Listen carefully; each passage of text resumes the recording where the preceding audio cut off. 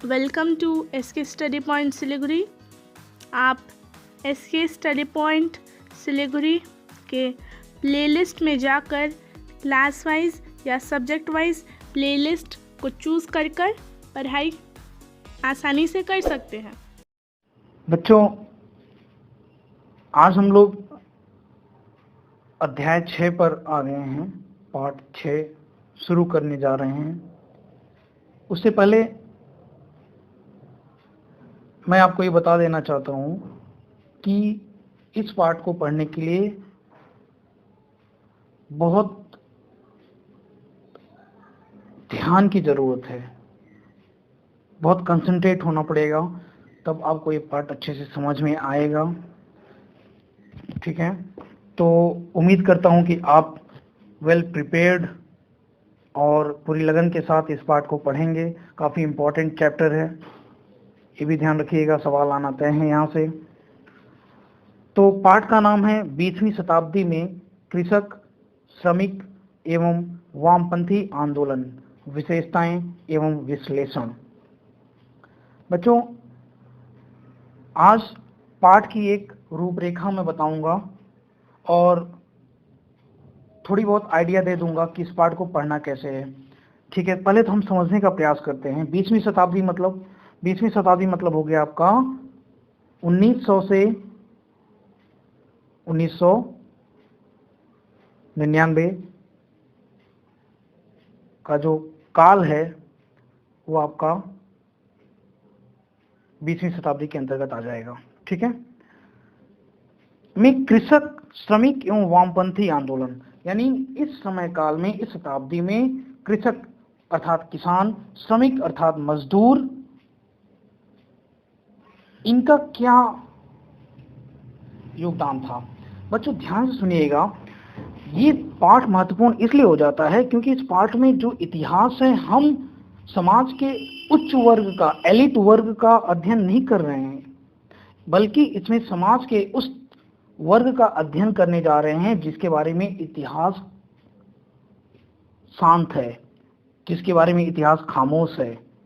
क्यों? क्योंकि आज तक जो इतिहास पढ़ने की और पढ़ाने की परंपरा रही है वो राजा महाराजा या जो एक समाज के उच्च व्यक्तित्व या बड़े लोगों के जो क्रियाकलाप हैं, उनकी जो नीतियां हैं, उन्हीं का अध्ययन हम लोग कर रहे थे। लेकिन तत्कालीन परिस्थिति में समाज के जो निम्न वर्ग या फिर उस वर्ग के बारे में नहीं बताया गया जो वर्ग तत्कालीन इतिहास रचने में काफी महत्वपूर्ण भूमिका अदा किया था। जैसे किसान हो गए, श्रमिक हो गए, मजदूर हो गए, जो फैक्ट्रियों में काम करने वाले लोग थे, जो एक उद्योगों में काम करने वाले लोग थे, उन मजदूरों का, खेतों में काम करने वाले किसानों का, ये इतिहास, इनके बारे में इतिहास कुछ नहीं बताता है।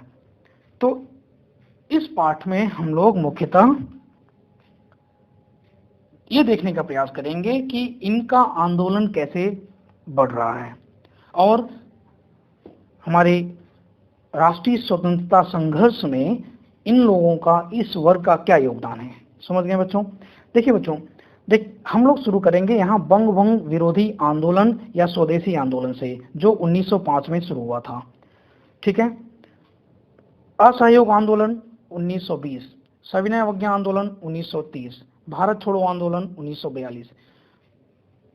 बच्चों, इस पाठ में जो हमारा पाठ है, जो सिलेबस है, उसका स्ट्रक्चर इस तरह किया गया है कि इस दौरान किसानों की क्या भूमिका थी, श्रमिकों की क्या भूमिका थी, और अगले पाठ में अर्थात पाठ 7 में नारी आंदोलन के बारे में पढ़ेंगे और छात्रों का आंदोलन पढ़ेंगे।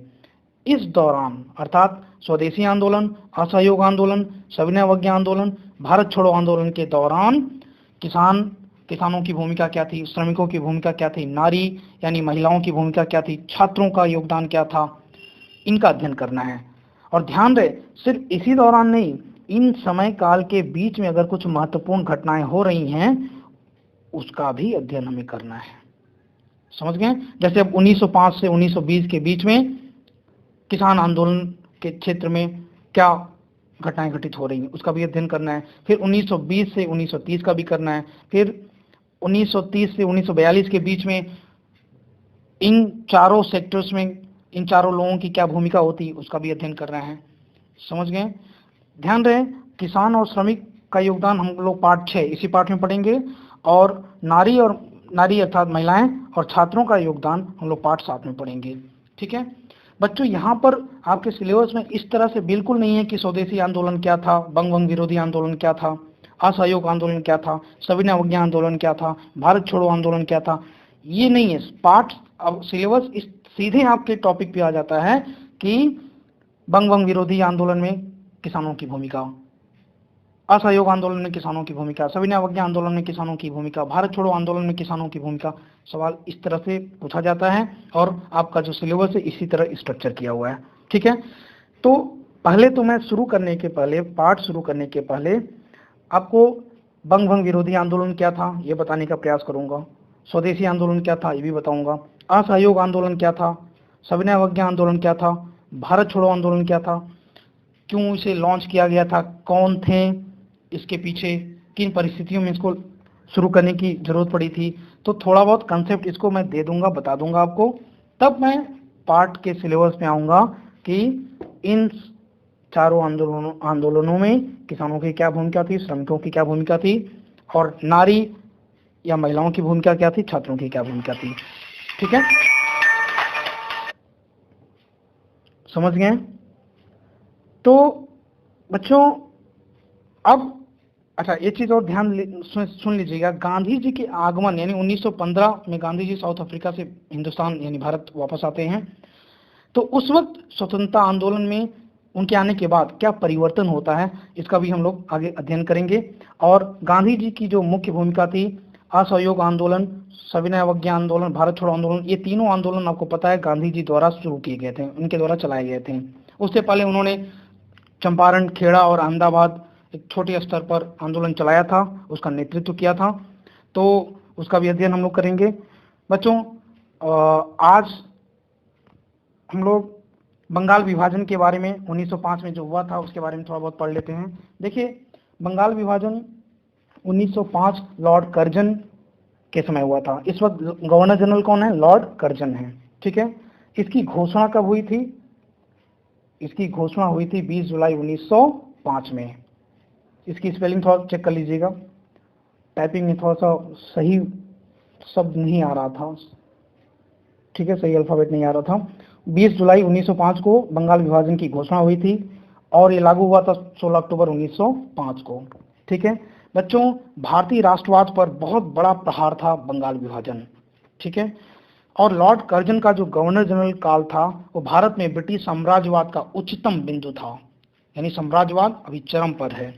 ठीक है, बंगाल प्रेसिडेंसी बच्चों उस वक्त की सभी प्रेसिडेंसियों में सबसे बड़ी थी। इसमें पश्चिमी और पूर्वी बंगाल सहित बिहार और उड़ीसा भी शामिल थे। असम बंगाल से 1874 ईस्वी में ही अलग हो चुका था। ठीक है, अंग्रेजी सरकार ने बंगाल को विभाजन करने के पीछे कारण क्या बताया था? ये बताया था कि इतने बड़े प्रांत का जो शासन है वो सुव्यवस्थित रूप से नहीं चल पा रहा है।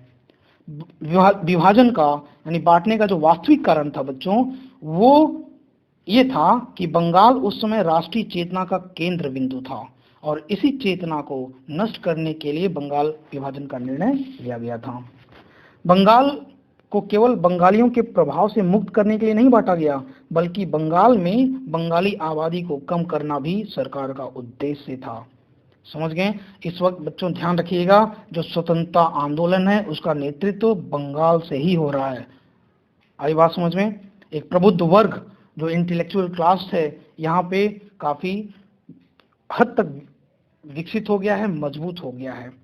बंगाल विभाजन बच्चों इसका मैंने बता दिया, घोषणा 20 जुलाई 1905 को ही हुई थी और 7 अगस्त 1905 को कलकत्ता के टाउन हॉल में एक बैठक होती है जिसमें स्वदेशी आंदोलन की घोषणा हुई तथा बहिष्कार प्रस्ताव पारित किया गया। समझ गए? विभाजन के बाद बच्चों देखिए दो भाग बनते हैं, पूर्वी बंगाल और असम को मिलाकर के जो अभी वर्तमान बांग्लादेश है ये एक भाग हो जाता है, और पश्चिम बंगाल, बिहार, उड़ीसा यानी वर्तमान जो अभी पश्चिम बंगाल है, बिहार और उड़ीसा ये दूसरे प्रांत बन जाते हैं। ठीक है, तो विभाजन के बाद पूर्वी बंगाल और असम को मिलाकर एक नया प्रांत बनाया गया जिसमें राजशाही, चटगांव, ढाका आदि सम्मिलित थे, जहां की कुल जनसंख्या बच्चों 3 करोड़ 10 लाख थी, जिसमें 1 करोड़ 80 लाख मुसलमान तथा 1 करोड़ 20 लाख हिंदू थे। ढाका यहाँ की राजधानी बनी। और दूसरे भाग में यानी यहाँ पे पश्चिम बंगाल, बिहार और उड़ीसा शामिल थे, जिसकी कुल जनसंख्या 5 करोड़ 40 लाख थी, जिसमें 4 करोड़ 20 लाख हिंदू और 90 लाख मुसलमान थे। बच्चों, ये 2 प्रांत बने और 16 अक्टूबर 1905 को समूचे बंगाल में शोक दिवस के रूप में मनाया गया। लोगों ने उपवास रखा, वंदे मातरम का गीत गाया और एक दूसरे को राखी बांधी। रविन्द्रनाथ टैगोर के नेतृत्व में उनके कहने पर राखी दिवस मनाया गया। ठीक है, तो इस तरह से बंगाल विभाजन स्वतंत्रता आंदोलन को कमजोर करने के लिए उभरते बंगाली जो समुदाय था, जो प्रबुद्ध वर्ग था बंगाल में, उसे बांटने का प्रयास था, न कि कोई शासन संबंधी बहाना था। ठीक है, तो मूल उद्देश्य क्या था? राष्ट्रीय चेतना को बांटना, उसको नष्ट करना, यही बंगाल विभाजन का मुख्य उद्देश्य था। स्वतंत्रता संघर्ष के दौरान कुछ शुरुआती आंदोलनों के कंसेप्ट पर चर्चा करेंगे। पहला जो आंदोलन आप देख रहे हैं, स्वदेशी आंदोलन। बच्चों, आपको पता है मैंने बंग भंग विरोधी आंदोलन पढ़ाया था, वहीं से उसी दौरान 1905-6 से स्वदेशी आंदोलन की आधारशिला शुरू हो जाती है और इस दौरान बंगाल में स्वदेशी और बहिष्कार का प्रचार शुरू हो जाता है। कांग्रेस के बनारस अधिवेशन में बच्चों स्वदेशी और बहिष्कार आंदोलन का अनुमोदन किया गया था। ठीक है, और समूचे देश में इसको प्रसारित करने का काम तिलक, लाला लाजपत राय और अरविंद घोष ने किया था। समझ गए? इस समय जो बहिष्कार आंदोलन चल रहा है उसके अंतर्गत विदेशी वस्त्रों का बहिष्कार, स्कूलों, अदालतों, उपाधियों, सरकारी नौकरियों आदि का भी बहिष्कार किया गया। स्वदेशी आंदोलन की बच्चों का मुख्य उद्देश्य आत्मनिर्भरता और आत्मशक्ति थी। समझ गए?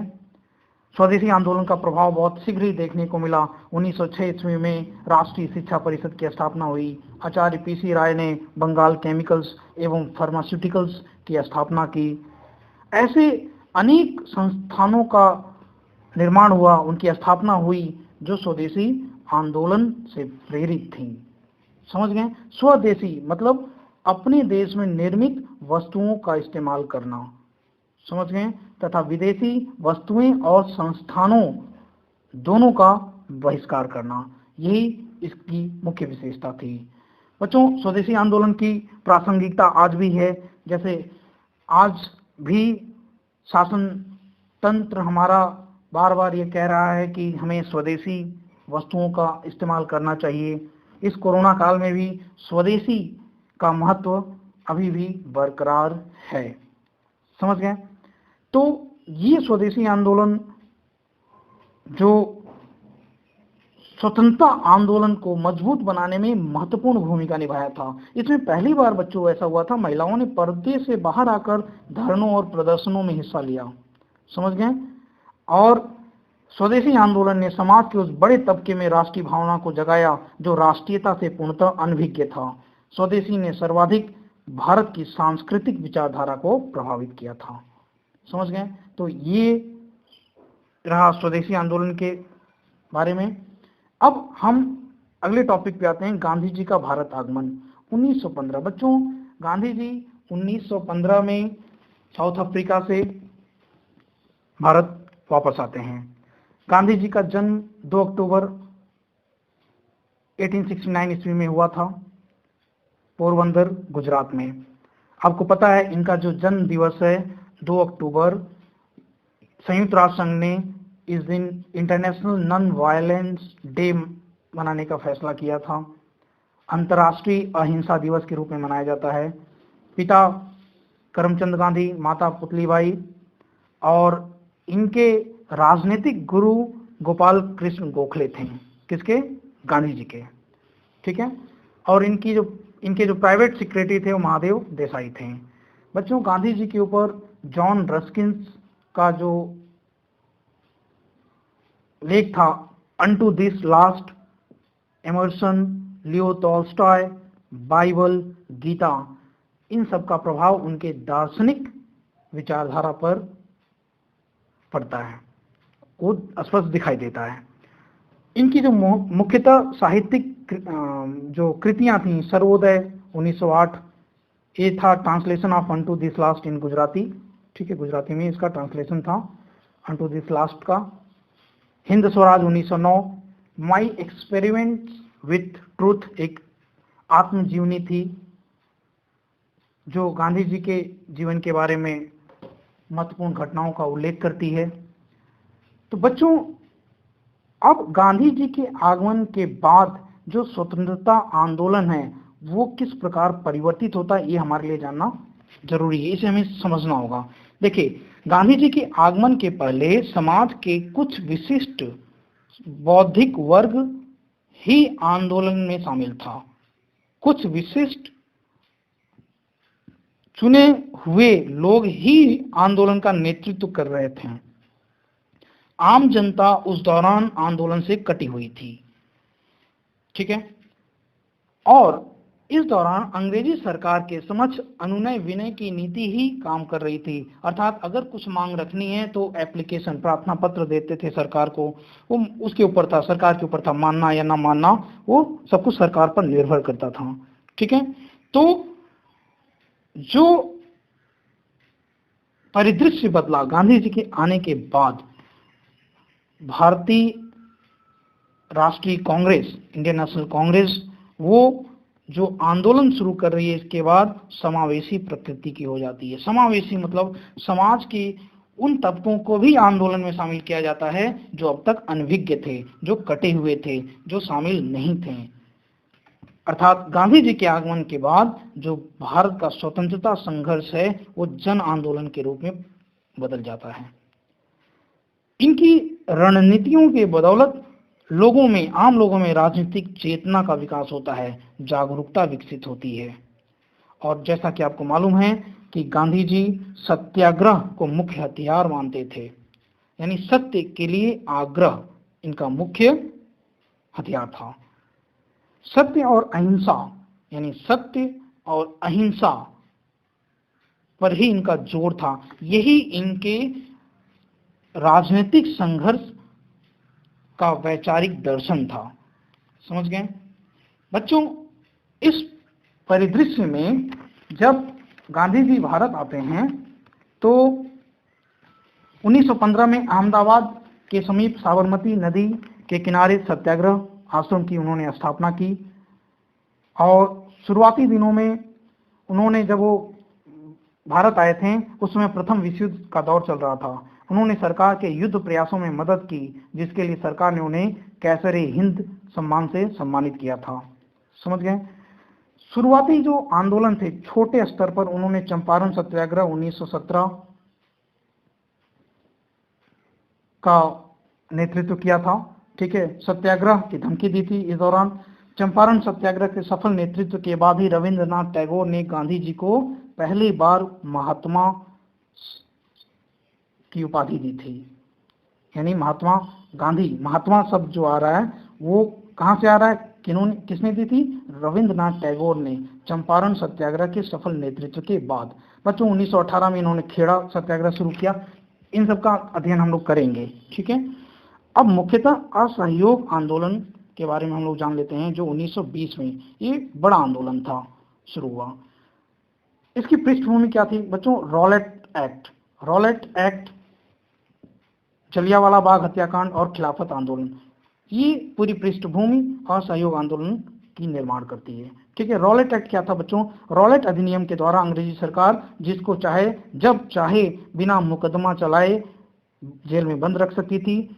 इसलिए इस कानून को बिना वकील, बिना अपील, बिना दलील का कानून कहा गया। इसे काला कानून कहा गया। गांधी जी ने इसे क्या कहा था? काला कानून कहा था, ठीक है। जलियांवाला बाग हत्याकांड आपको मालूम है, ठीक है। कि 13 अप्रैल 1919 को बैसाखी का दिन था। अमृतसर के जलियांवाला बाग में जो ये गोलीकांड हुआ था, वहाँ पे निर्दोष लोगों को मार दिया गया था। सभा स्थल चारों ओर से जो ऊंची दीवारों से घिरी थी और अचानक भीड़ के ऊपर गोलीबारी कर दी जाती है, जिसमें हजारों लोग मारे जाते हैं। तो ये जलियांवाला बाग हत्याकांड असहयोग आंदोलन की पृष्ठभूमि तैयार करता है। समझ गए। और खिलाफत आंदोलन के बारे में बच्चों आपको मालूम है कि भारत के मुसलमान तुर्की यानी टर्की के सुल्तान को इस्लाम का खलीफा मानते थे। प्रथम विश्व युद्ध में टर्की मित्र देशों के विरुद्ध लड़ रहा था। युद्ध के समय ब्रिटिश राजनीतिज्ञों ने भारतीय मुसलमानों को वचन दिया था कि वे तुर्की साम्राज्य को किसी तरह का नुकसान नहीं पहुंचाएंगे। लेकिन हुआ क्या? युद्ध की समाप्ति के बाद ब्रिटिश सरकार ने तुर्की साम्राज्य का विघटन करने का निश्चय किया, जिससे भारतीय मुसलमानों की सहानुभूति तुर्की के प्रति हो गई। ठीक है, यानी जो वहाँ के सुल्तान थे उनको खलीफा माना जाता था और उनकी सत्ता को नष्ट करने के लिए ब्रिटिश सरकार प्रयास करने लगी। इससे भारत में रहने वाले मुसलमान काफी भड़क गए, अंग्रेजों के खिलाफ हो गए और एक खिलाफत आंदोलन शुरू हो गया। गांधी जी भी इसमें शरीक होते हैं और असहयोग आंदोलन जो 1920 में शुरू होता है, इसमें खिलाफत आंदोलन की भी महत्वपूर्ण भूमिका होती है। एकजुटता असहयोग आंदोलन को शक्ति प्रदान करने में खिलाफत आंदोलन का महत्वपूर्ण योगदान रहता है। बच्चों, जो असहयोग आंदोलन शुरू हुआ था 1920 में, ये कलकत्ता के विशेष अधिवेशन में इसका प्रस्ताव आया था और इसकी पुष्टि नागपुर अधिवेशन वार्षिक कांग्रेस के वार्षिक अधिवेशन नागपुर में जो हुआ था 1920 दिसंबर में, इसको पुष्टि कर दी गई थी, इसको एक्सेप्ट कर लिया गया था। नागपुर में बच्चों जो अधिवेशन हुआ था वो महत्वपूर्ण इसलिए है क्योंकि इसमें ब्रिटिश साम्राज्य के भीतर स्वशासन का अपना लक्ष्य त्याग कर कांग्रेस ने अब ब्रिटिश साम्राज्य के भीतर और आवश्यक हो तो उसके बाहर स्वराज्य का लक्ष्य घोषित किया। समझ गए। असहयोग आंदोलन जो सत्याग्रह, सत्य और अहिंसा, रचनात्मक तथा नकारात्मक कार्यक्रम पर आधारित था, ये शुरू हो जाता है और एक जन आंदोलन के रूप में परिणत हो जाता है। बच्चों, इसमें दो भाग थे, रचनात्मक और नकारात्मक। तो रचनात्मक में जैसे राष्ट्रीय विद्यालयों तथा पंचायती अदालतों की स्थापना करना, अस्पृश्यता यानी अनटचेबिलिटी का अंत, हिंदू मुस्लिम एकता को स्थापित करना, स्वदेशी का प्रसार और कताई बुनाई का प्रसार। समझ गए। सभी वयस्कों को कांग्रेस का सदस्य बनाना, 300 सदस्यों की अखिल भारतीय कांग्रेस समिति का गठन करना, भाषाई आधार पर प्रांतीय कांग्रेस समितियों का पुनर्गठन, यथासंभव हो हिंदी का प्रयोग, ये सब रचनात्मक कार्यक्रम थे। और नकारात्मक कार्यक्रम क्या थे? सरकारी उपाधियों, प्रशस्ति पत्रों को लौटाना, सरकारी स्कूलों, कॉलेजों, अदालतों, विदेशी कपड़ों का बहिष्कार करना, सरकारी उत्सवों समारोहों का बहिष्कार करना, विदेशी वस्तुओं का बहिष्कार तथा स्वदेशी का प्रचार। समझ गए। इस तरह से असहयोग आंदोलन, असहयोग मतलब जो सरकार से सहयोग नहीं कर रहा है। ठीक है। अब यहाँ तक कि सरकार को कर देने से भी मना किया जाने लगा।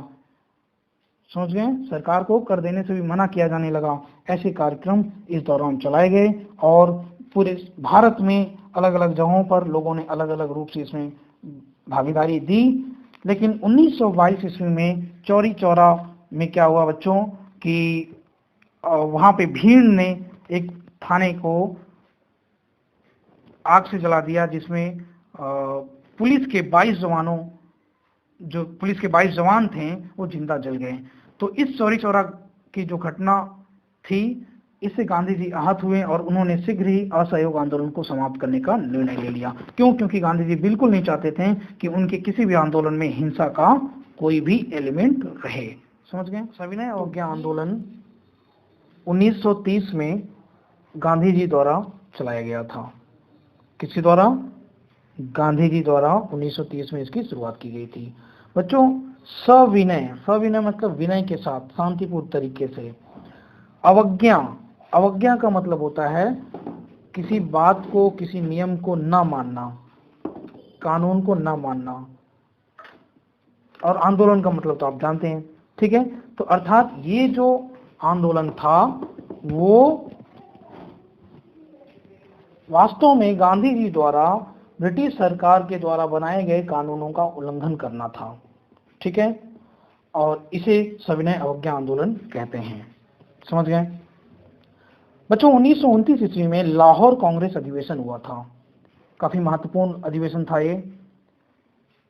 कांग्रेस के अधिवेशन में 1929 में लाहौर में जो हुआ था, यहां पर पूर्ण स्वराज की मांग की गई। किसकी मांग की गई थी? पूर्ण स्वराज की मांग की गई थी। समझ गए? और ये अधिवेशन कांग्रेस कार्यकारिणी को सविनय अवज्ञा आंदोलन शुरू करने का अधिकार दिया। यानी यहां पर इस अधिवेशन में कांग्रेस कार्यकारिणी समिति को सविनय अवज्ञा आंदोलन शुरू करने का अधिकार दिया गया।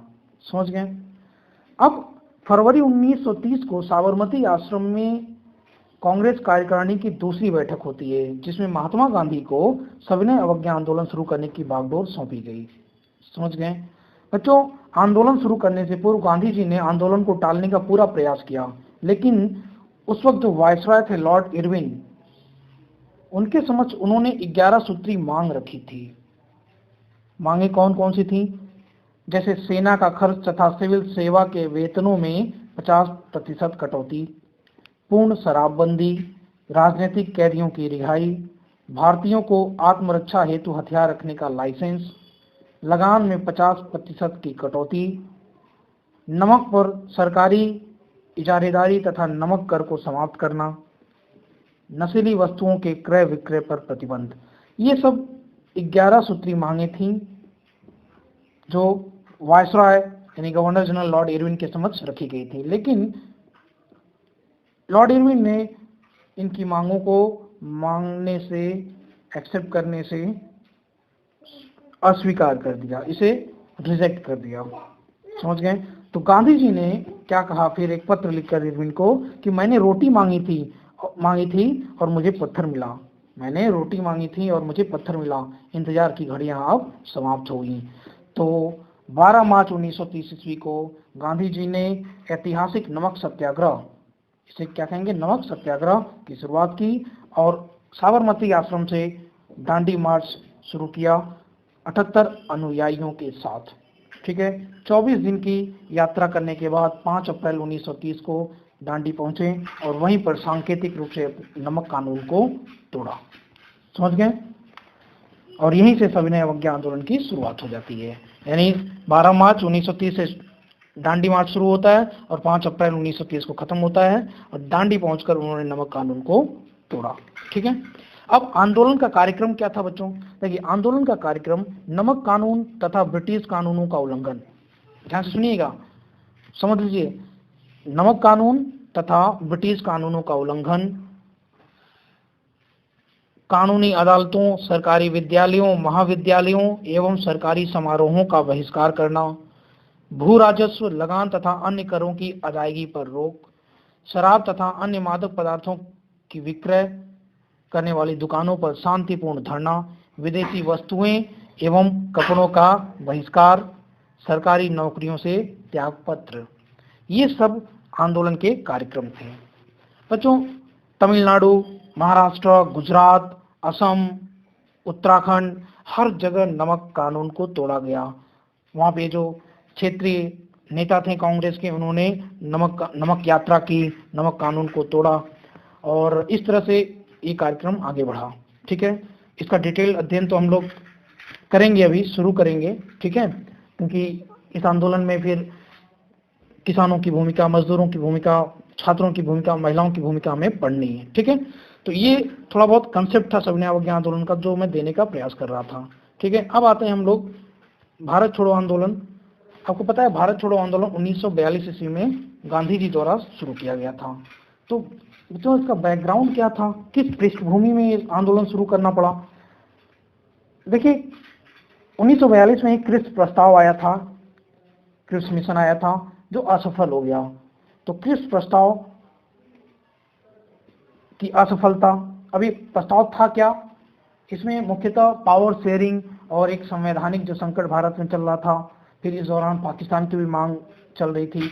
तो इन सबका निराकरण करने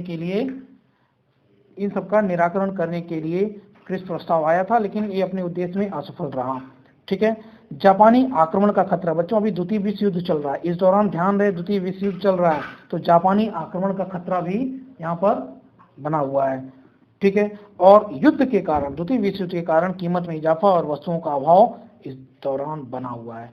तो इस पृष्ठभूमि में भारत छोड़ो आंदोलन की नींव रखी जाती है और महात्मा गांधी ने, उनको विश्वास हो चला था कि भारत में अगर अंग्रेज रहेंगे तो जापानी आक्रमण स्वाभाविक है। अतः उन्होंने अंग्रेजों से कहा कि वे भारत को ईश्वर के हाथों में या आधुनिक शब्दावली में अराजकता की स्थिति में छोड़कर चले जाएं। ठीक है। तो 14 जुलाई 1942 को वर्धा कांग्रेस कार्य समिति की बैठक होती है और यहाँ पर एक प्रस्ताव पारित होता है भारत छोड़ो आंदोलन का। ठीक है। भारत छोड़ो आंदोलन का प्रस्ताव 14 जुलाई 1942 को वर्धा कांग्रेस कार्य समिति की बैठक में एक प्रस्ताव पारित होता है, जो 7 अगस्त 1942 को मुंबई में इस प्रस्ताव की पुष्टि हो जाती है। यानी मुंबई में 7 अगस्त 1942 को वर्धा प्रस्ताव की पुष्टि हो जाती है। बच्चों, इस दौरान गांधी जी ने ये भी कहा था कि जो इस प्रस्ताव का विरोध कर रहे हैं, यानी भारत छोड़ो आंदोलन प्रस्ताव का विरोध कर रहे हैं, गांधी जी ने उन्हें चुनौती देते हुए कहा था कि यदि संघर्ष का उनका प्रस्ताव स्वीकार नहीं किया गया तो मैं देश की बालू से ही कांग्रेस से बड़ा आंदोलन खड़ा कर दूंगा। यदि संघर्ष का उनका प्रस्ताव स्वीकार नहीं किया गया तो मैं देश की बालू से ही कांग्रेस से बड़ा आंदोलन खड़ा कर दूंगा। ये गांधी जी ने इस प्रस्ताव के विरोधियों को कहा था। समझ गए? तो अंततः भारत छोड़ो आंदोलन शुरू हो जाता है, जो अगस्त क्रांति से भी के नाम से भी जाना जाता है। किस नाम से? अगस्त क्रांति भी इसे कहते हैं। और इसी आंदोलन के दौरान गांधी जी ने डू और डाई का नारा दिया था, करो या मरो का नारा दिया था। समझ गए बच्चों? शुरू में ही ये आंदोलन नेतृत्व विहीन हो गया। क्यों? क्योंकि भारत छोड़ो आंदोलन के 9 अगस्त 1942 को शुरू होते ही गांधी जी तथा अन्य चोटी के कांग्रेस नेताओं को गिरफ्तार कर लिया गया। ठीक है। गांधी जी को गिरफ्तार कर सरोजिनी नायडू सहित आगा खां पैलेस में रखा गया। तो इस तरह गोविंद वल्लभ पंत, डॉक्टर प्रफुल्ल चंद्र घोष, डॉक्टर पट्टभी सीतारामैया, डॉक्टर सैयद महमूद, आचार्य कृपलानी इत्यादि को गिरफ्तार कर लिया गया। डॉक्टर राजेंद्र प्रसाद को नजरबंद कर लिया गया पटना में। जयप्रकाश नारायण को हजारीबाग सेंट्रल जेल में रखा गया। तो इस तरह से जो आला नेता थे, कांग्रेस के बड़े नेता थे, उन्हें गिरफ्तार कर लिया गया। तो इस दौरान बच्चों हुआ क्या?